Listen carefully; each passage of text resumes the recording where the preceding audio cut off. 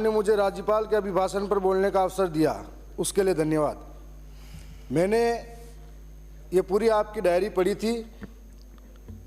मुझे लगता है कि कहीं न कहीं आदिवासियों को लेकर दोनों ही सरकारों को सोचना चाहिए। मैं एक किसान का बेटा हूं, मैं न पक्ष की बुराई करूंगा न विपक्ष करूंगा। शायद मैं यहाँ खड़ा हूं, मेरे पिता भी खेत में होंगे। आज दक्षिणी राजस्थान के आदिवासियों की हालत क्या है, उस पर चर्चा होनी चाहिए। जहाँ के किसान जो अन्न उगा के मेहनत के पसीने से अन्न उगाकर पूरे देश का पेट भरते हैं, वही किसान खाद बीज के लिए 4-4 दिन तक लाइनों में लगते हैं और रोते हैं, गिरते हैं, पड़ते हैं। उन किसानों के साथ में खाद बीज के लिए सबसे बड़ा कालाबाजारी होती है।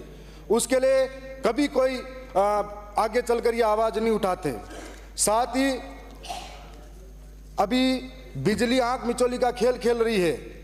मोटर चालू करके किसान खेत के अंतिम छोर पर जाता है और मोटर बंद हो जाती है, बिजली चली जाती है, कभी आती है कभी जाती है और कोई निश्चित समय नहीं है। उसके लिए लोड सेटिंग के नाम पर जो बिजली कटौती की जा रही है, उसका ना तो प्रचारण वाले अधिकारी और ना ही वितरण वाले अधिकारी संतोष पर जवाब दे पाते हैं। जो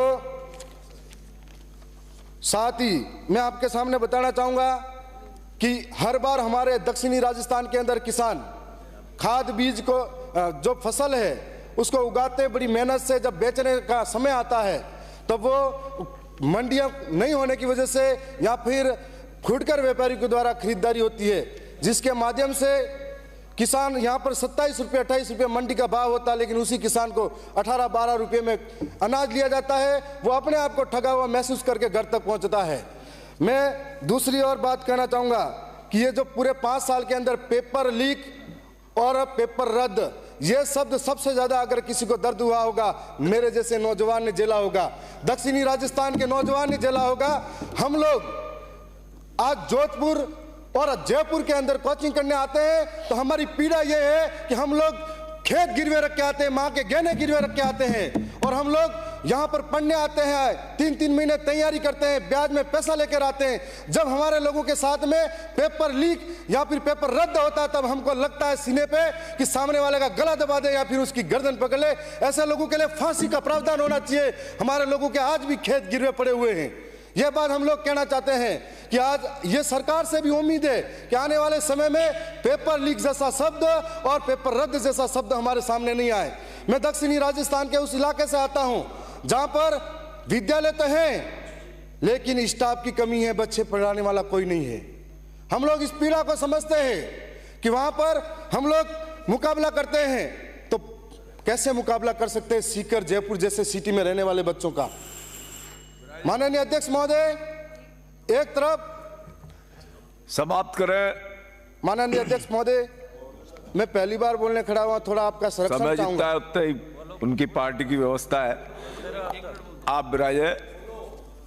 माननीय अध्यक्ष महोदय, हमारे वहां पर विद्यालयों की ऐसी हालत है कि एक तरफ वहां पर कॉलेजें खुली हुई है तो 70-80 सीटें हैं और हर साल 8 से 10 हजार 12वीं पास कर से विद्यार्थी जाते हैं। उनके लिए कोई कॉलेज की व्यवस्था नहीं है। स्कूलों के अंदर 80% व्याख्याता के पद खाली पड़े हुए हैं और इस बार सरकार से ये चाहूंगा कि बेग लोग भर्ती के माध्यम से या जिसने BA BEd MA कर रखी है उनको यहाँ पर लगाए ताकि बच्चे पढ़ सके, नौजवान पढ़ सके और आदिवासी इलाकों में ये उनको फायदा मिल सके। साथ ही एक बात और कहना चाहूंगा कि स्कूल के अंदर दूध वितरण किया जाता है, उस दूध वितरण जो पाउडर का होता है उसकी जगह पे फल फ्रूट वितरण किया जाए ताकि बच्चे खाकर हष्ट-पुष्ट हो सके।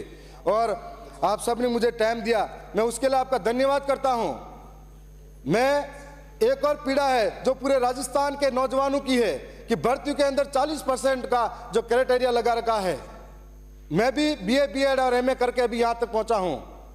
40% लगा रखा है। हमारे दक्षिणी राजस्थान के अंदर मूलभूत सुविधाओं का अभाव है, उसके बाद हम कंपटीशन करते हैं, कई बार रह जाते हैं।